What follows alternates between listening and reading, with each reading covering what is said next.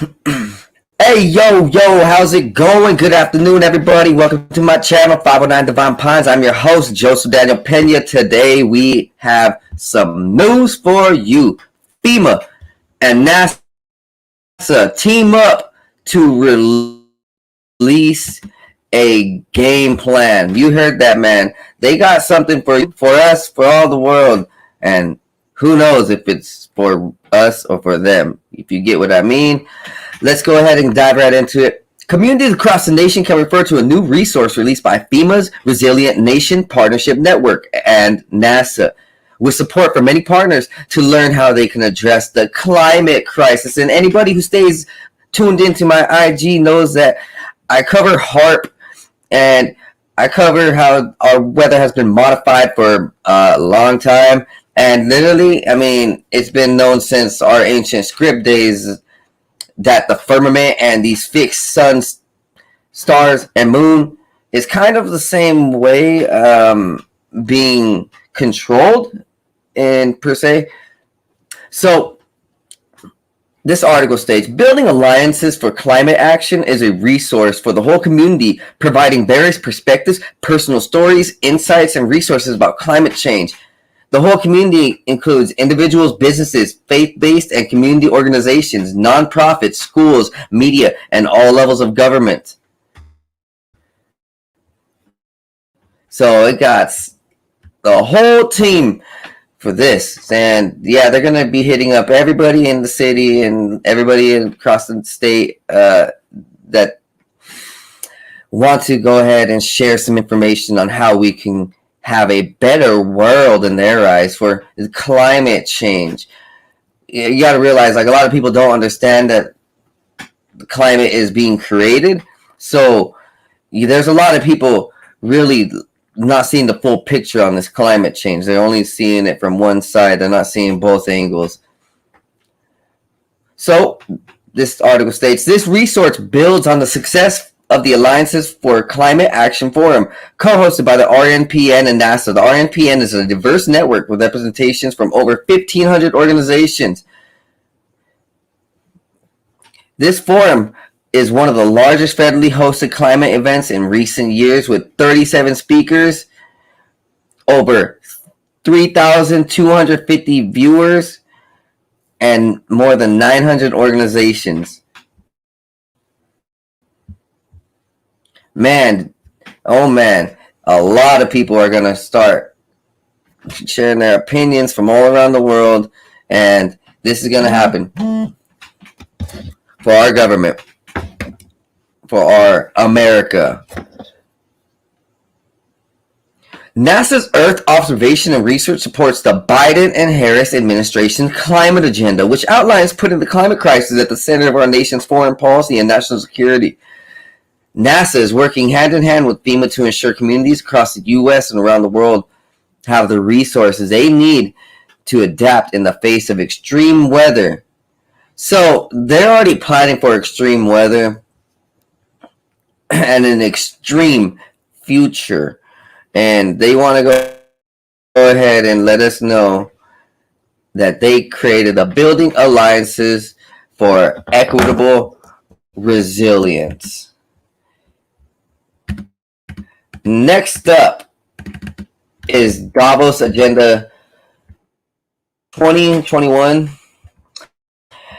But you guys can go ahead and like, subscribe, share first, and go ahead and tell your friends. I'm going to bring this article up while you guys go ahead and do that. Hey, man, it's a wonderful day out here in the Pacific Northwest. I hope you guys are having a beautiful day.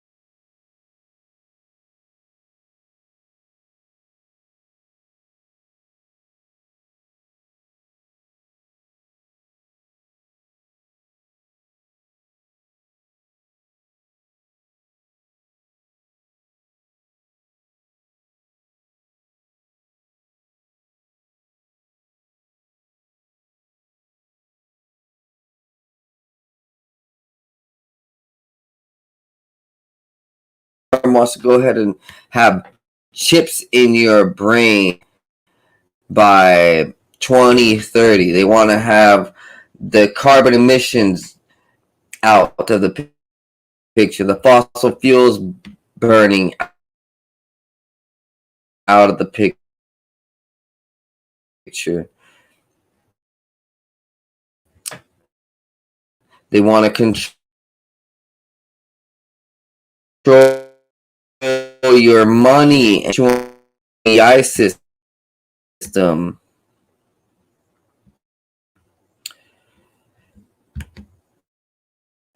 They want to watch your every move with their facial recognition cameras.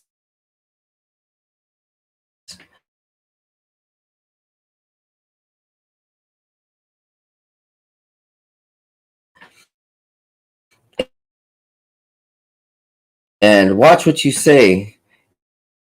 And make you their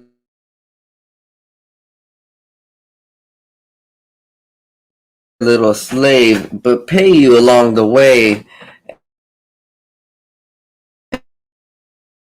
and, keep you happy and healthy and poor and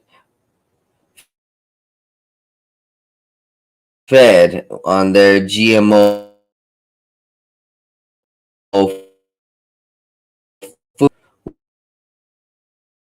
which is what they openly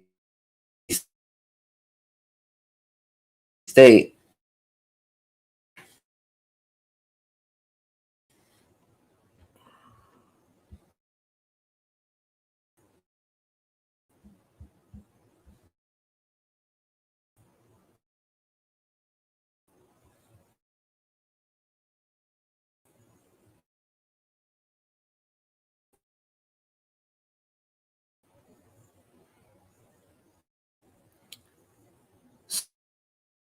So yeah, I normally get a good connection.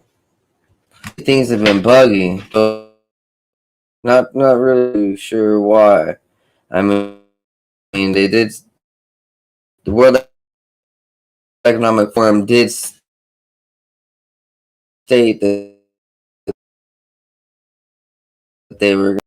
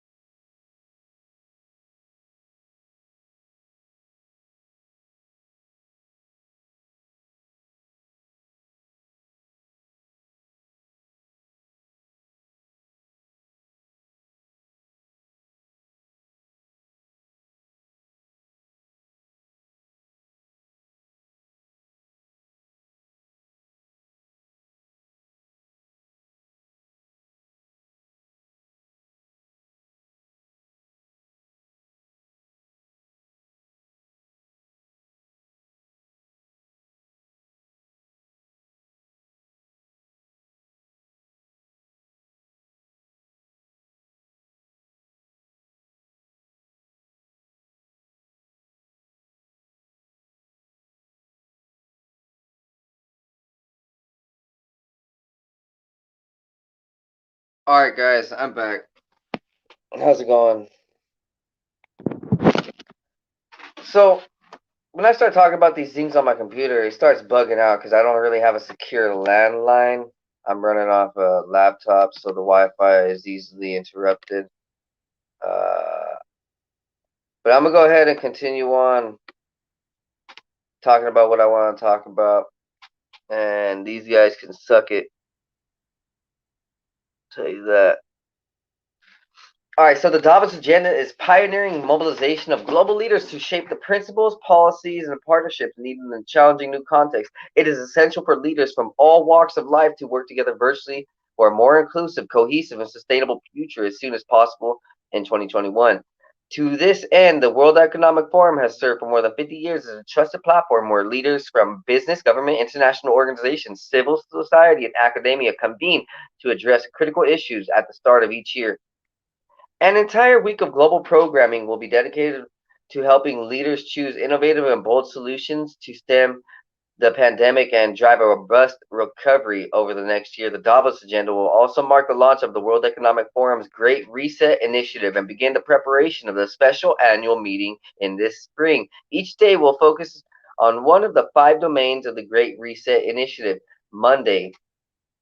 Oh, God, I ain't going to read all that. So, as you guys heard, man, these dudes really are full on dedicated to shaping our future and working every year to go ahead and dictate how our academics, how our economics, how our natural resources, how our politics, how our science, and how our historical aspects of what make America and our understanding and knowledge and teachings and foundations and programs all have to do. And if you understand what's happening in the last few years, it's not really going to plan. These dudes actually want it to go that way. They're wanting all the chaos. They're wanting all the disruption. They're wanting all these food shortages, crises. They want all of this medical confusion. They want this pandemic. They feed off negative energy, loosh. Uh, as people probably understand that this is a reptilian like mindset of them, a draconian, a vampiric, a dark parasitic mindset where they feed off negative, confused, harsh energy, disrupted souls, because people are much more easily to fall in line and be brainwashed when they're mad. So this says more than 20,000 members of TopLink, our digital interaction platform, and over 400,000 subscribers to Strategic Intelligence, our world-leading knowledge app, will also be active online through the. Oh man! So these are right. I just read a piece of news that wasn't really relevant too much, but if you see, they're using apps to like really try to change the world, but also like shape people's brain. The Davos Agenda will feature heads of state and government, industry leaders, international business council, public-private sectors, medical leaders, leaders from all around the world.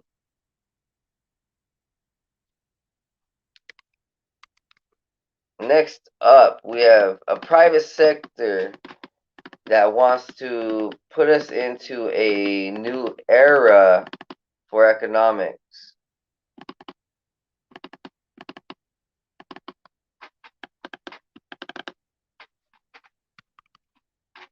Man, oh man. These computers bug out. They suck. It's all good. Private sector sends powerful market signal to commercialize zero carbon tech as key coalition tops 50 members.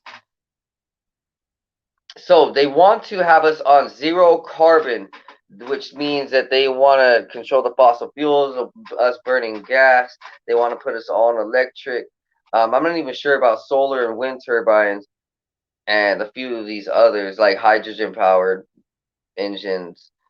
You see, when they can control it off an energy car standpoint, they can also control your car mobilely from their own headquarters. So when you use gas, it's like not really easy for them to control that car in the future when they really want everybody tied down and stuck in their homes on an electric system. So From the World Economic Forum website, this states about the carbon zero push. More than 50 companies are now joined with the First Movers Coalition launched by President Biden of the U.S. and the World Economic Forum at COP28 to decarbonize the heavy industry and long-distance transport sectors responsible for 30% of global emissions. The companies whose market cap represents about 8.5 trillion across 5 continents have sent the large market signal in history to commercialize emerging clean technologies by making unprecedented advanced purchase commitments by 2030 for a near zero carbon steel, aluminum, shipping, trucking, and aviation, as well as advanced carbon dioxide removal solutions. So they really want to shut everything down by 2030, bro. That's not too far away. 2023 is right here, but if you know how they go, they're saying 2030, but they really want it done by 2027 or something along those lines. They probably want it done by 2025. They could have it done this year, they would. 2 new sectors have launched: aluminum and carbon dioxide removal. For aluminum, companies commit to purchasing aluminum produced with lower emissions than any facility in the world that is currently capable of. For carbon dioxide removal, companies make financial or volume commitments.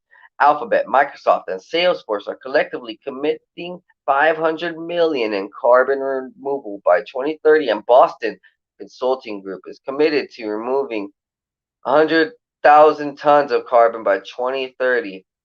Denmark, India, Italy, Japan, Norway, Singapore, Sweden, and the United Kingdom have joined the U.S. as government partners to create early markets for clean technologies through policy measures and private sector engagement. U.S.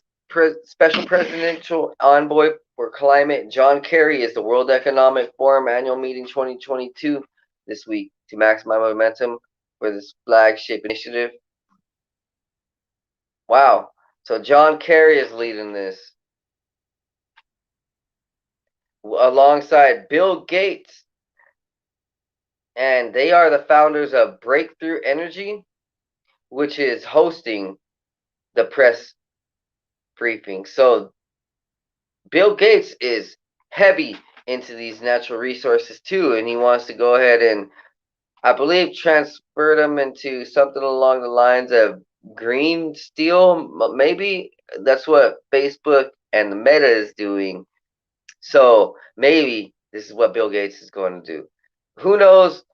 What we do know for sure is Bill Gates and Mark Zuckerberg are putting their fingers, their greasy little reptilian fingers, into our natural resources, and they want to decarbonize us. Literally take us off any sort of engines that are self-reliant that we can also build on our own. I mean, you can build engines that rely on so many different parts and different pieces and different chemicals, and there's a lot of ways. But these guys want it, so you only have one way. For these sectors to decarbonize the speed needed to keep the planet on a 1.5 degree pathway, which is bullshit. They require low carbon technologies that are not yet competitive with current carbon intensive solutions, but must reach commercial scale by 2030 to achieve net zero emissions globally by 2050. So Agenda 2050, to jumpstart the market, the coalition's members commit to purchasing out of their total industrial materials and long distance transport spending. Man, these dudes want to really shape the whole world. We don't even know if this is fusion technology. I don't believe this is fusion technology. See, fusion technology is out and it's gaining some momentum, but these dudes really don't like it.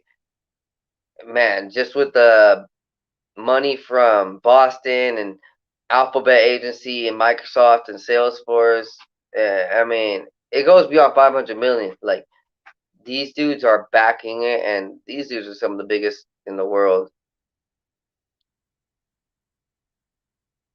So we'll see how quickly they can go ahead and move along with this.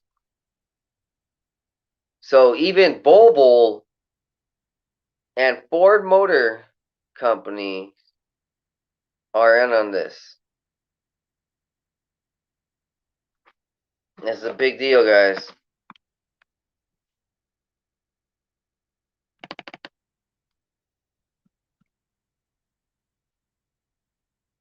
Next up, Davos, again, they're expecting shortages for chips. Right, I mean, along with all these natural resources, I believe is shortage for computer parts.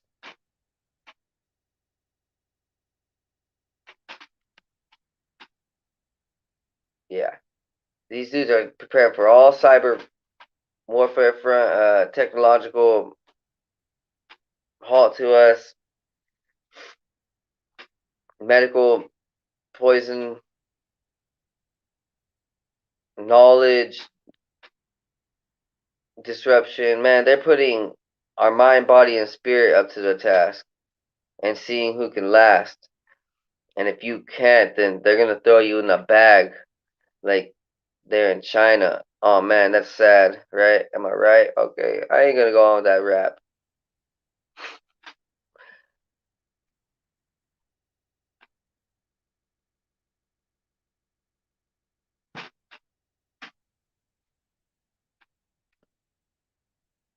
Let's see. So this article states after being postponed from January due to Omicron concerns, Davos 2022 finally went down in late May in Davos, Switzerland, with about 2,500 attendees. And while that's a respectable number, many noted from mainstays from years past were noticeably missing. The World Economic Forum annual meeting hadn't convened in person since January 2020, shortly before COVID took the world by storm. And since the Davos crowd met that fateful year, a lot has happened, and to say the least. In fact, a lot has changed even in the last year, considering Vladimir Putin spoke by invitation at the 2021 virtual meeting, and the Russian Prime Minister and Russian oligarchs were blacklisted from the event this year due to Russia's unprovoked invasion of Ukraine. Russia's party house in Davos has even been taken over and redone as an art exhibition, raising awareness about Russian war crimes. Unlike in the years leading up to the pandemic and war in Eastern Europe, topics discussed in the 2022 event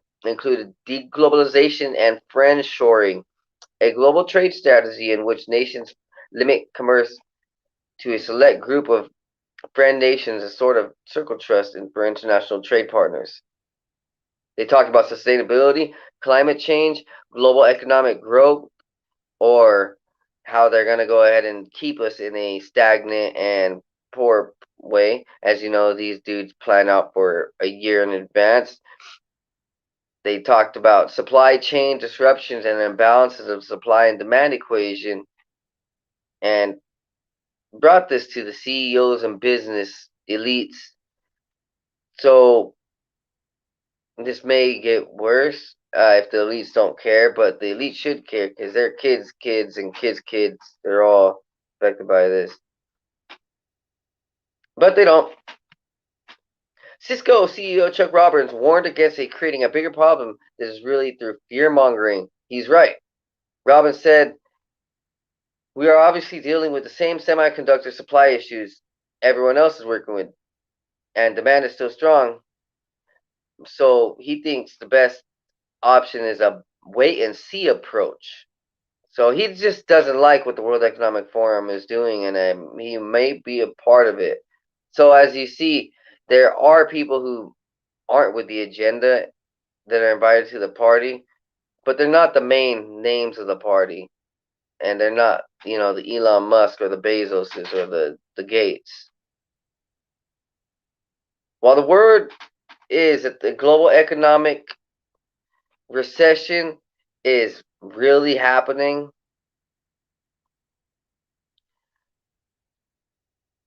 the COVID pandemic, a war in Ukraine, inflation, supply chain issues, and volatility of the global financial market, and climate change were really discussed here. So they are talking about all sectors of how to keep us in check, how to keep us controlled in a state of fear, as you seen the CEO of Cisco said. When they make those type of statements that he thinks that the problem is based off fear, is because he knows from the firsthand experience that that's what they're trying to do.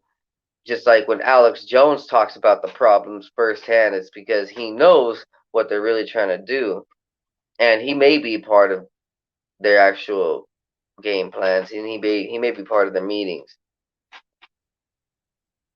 During the event, rumors were rampant about Apple's latest iPhone production being pushed back thanks to China and chip shortages. So maybe, maybe Apple might have some issues, so they're trying to span out into other parts of the tech industry. And